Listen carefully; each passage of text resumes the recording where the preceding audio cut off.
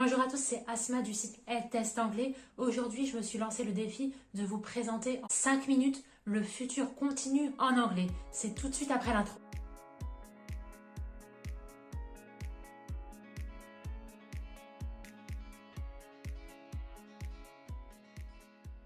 Si vous me découvrez dans cette vidéo, j'ai créé cette chaîne pour vous aider à apprendre l'anglais efficacement. Je suis là pour vous faire gagner du temps et en particulier si vous préparez la certification TOEIC. Si ça vous intéresse d'apprendre l'anglais naturellement et rapidement, abonnez-vous à cette chaîne.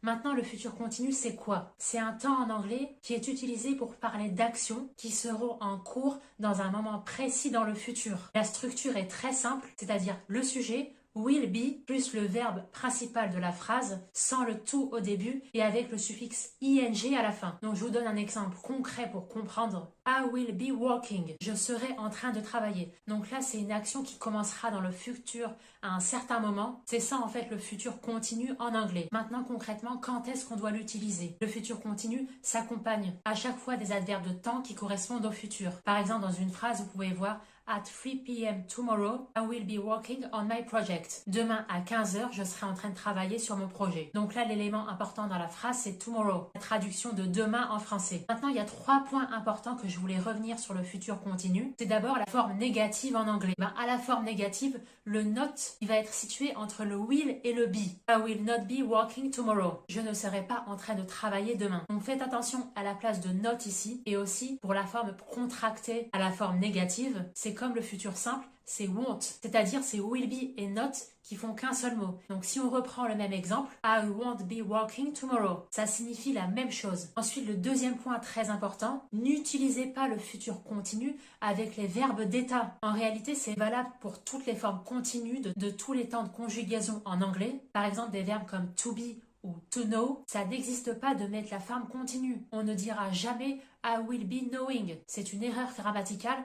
À la place, on utilise le futur simple I will know. Donc la règle générale, c'est que vous devez exclure tous les verbes d'état en anglais de toutes les formes continues. Le troisième point très important, c'est ne pas confondre le futur continu avec le présent continu. En effet, avec le présent continu, on peut également exprimer un futur. C'est assez contradictoire, mais en anglais, c'est la règle. Par exemple, la phrase I am working tomorrow est tout à fait correcte en anglais. Et pourtant, on est là dans du présent progressif, du présent continu. C'est la traduction en français de je travaille demain. Et là, le truc avec cette phrase I am working tomorrow, on a ici l'idée de quelque chose qui est vraiment acté, qui est sûr, c'est-à-dire que je travaille dans une entreprise et demain c'est mon jour de travail. Tandis que on peut exprimer également avec du futur continu le fait qu'on sera en train de travailler demain. I will be working tomorrow. La traduction de je serai en train de travailler demain. Alors la différence entre les deux est vraiment très subtile. Ça exprime la même idée ici. C'est une confusion qu'on peut retrouver particulièrement dans la partie 5 du TOEIC.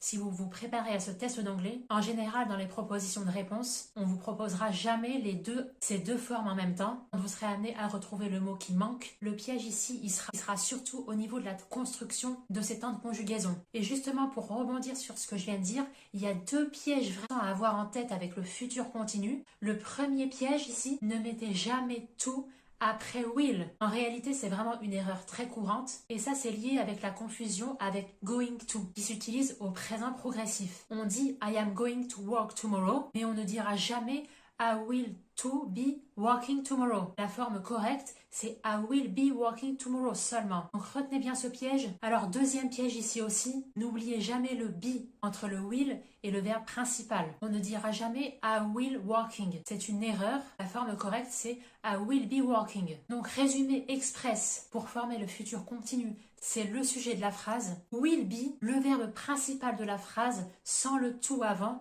et avec ing à la fin. Retenez que pour le futur continu, ça exprime une action qui se déroulera à partir d'un point fixe dans le futur. Et comme je le dis à chaque fois, n'hésitez pas à compléter cette vidéo avec d'autres ressources et à réaliser des exercices d'application. Ici, je vous ai donné les grandes lignes. Pour chacun des temps de conjugaison en anglais, j'y ai consacré une vidéo comme celle-ci que vous venez de regarder. Je vous donne la construction à connaître par cœur et dans quel cas on utilise tel temps de conjugaison en anglais. Et si vous préparez à la certification TOEIC, n'hésitez pas à rejoindre ma mini formation en description de cette vidéo. Je vous donne gratuitement tous mes PDF pour démarrer sereinement ce test d'anglais. Voilà, avant de partir, lâchez-moi un like, ça permettra à d'autres personnes qui veulent apprendre l'anglais efficacement de voir cette vidéo. Et n'oubliez pas que je réponds à tous les commentaires, n'hésitez pas à me dire quelles sont vos difficultés et j'y répondrai avec une vidéo concrète qui vous aidera à surmonter votre difficulté. Voilà, je vous dis à très vite sur EdTest Anglais. D'ici là, très bon apprentissage de l'anglais.